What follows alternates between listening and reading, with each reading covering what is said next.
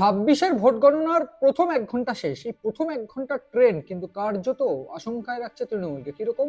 কারণ বিজেপি কিন্তু এগিয়ে রয়েছে প্রায় 80টা আসনে এবং তৃণমূল এগিয়ে রয়েছে কার্যত 65টা আসনে। তো এইখানে কিন্তু একটা ট্রেন্ড, যেখানে পোস্টাল ব্যালট সবেমাত্র শেষ হয়েছে এবং এক্ষেত্রে সবেমাত্র ইভিএম মেশিন বা ইভিএম এর দিকে ঢুকছে কাউন্টিং, এইরকম কিন্তু এখনো একটা বার্তা পাওয়া যাচ্ছে। কিন্তু প্রশ্ন হচ্ছে যে যে সমস্ত জায়গায় 2024 লোকসভাতে যে সমস্ত বিধানসভা ওয়াইজ বিজেপি এগিয়েছিল, সেই সমস্ত ক্ষেত্রে কিন্তু কার্যত বিজেপি এগিয়ে। এবং এক্ষেত্রে সাউথ বেঙ্গল বা দক্ষিণবঙ্গের একটা রাঢ়বঙ্গে যদি বলি, সেক্ষেত্রে বাঁকুড়া, পুরুলিয়া বা বীরভূম, এইখানে কিন্তু কিছুটা এগিয়ে রাখছে বিজেপি। এবং সেক্ষেত্রে বাঁকুড়ায় 6টা আসনে এগিয়ে এখন অব্দি, যেটা আমরা 8 ঘন্টার আগে রিপোর্টে বলেছিলাম, এখন অব্দি কিন্তু সেরকম একটা ট্রেন্ড দেখা যাচ্ছে। অন্যদিকে যদি দেখি, সেক্ষেত্রে প্রথম 1 ঘন্টার ট্রেন্ড কার্যত আশঙ্কা রাখবে, যদি না কোনো বড় রিজিস্টার হয়ে যায়, সেক্ষেত্রে কিন্তু এই তৃণমূল কার্যত কিছুটা পিছিয়ে রয়েছে বিজেপির থেকে। এক্ষেত্রে এখন অব্দি যেটা আমি বলছিলাম, বিজেপি এগিয়ে রয়েছে 80টা আসনে, তৃণমূল এগিয়ে রয়েছে 65টা আসনে।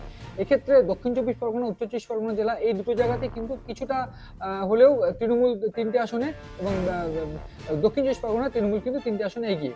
এক্ষেত্রে আগামী কয়েক ঘন্টার মধ্যে পরিষ্কার, আগামী 1 ঘন্টার মধ্যে কিন্তু মানে পাল্টা যে ট্রেন্ড, সেই ট্রেন্ডটি কিন্তু পরিষ্কার হয়ে যাবে যে আসলে বাংলা কার হাতে যাচ্ছে। কিন্তু এখন অব্দি যে নেক টু নেক লড়াই, সেটা কিন্তু 1960 সাল বা গত 60 বছরে কিন্তু হয়নি, বা 1960 বা 1970-এর পর থেকে কিন্তু কার্যত এই লড়াই আর হয়নি। ফলে এই নেক টু নেক লড়াই, সেটা কিন্তু কার্যত গুরুত্বপূর্ণ বাংলার ক্ষেত্রে।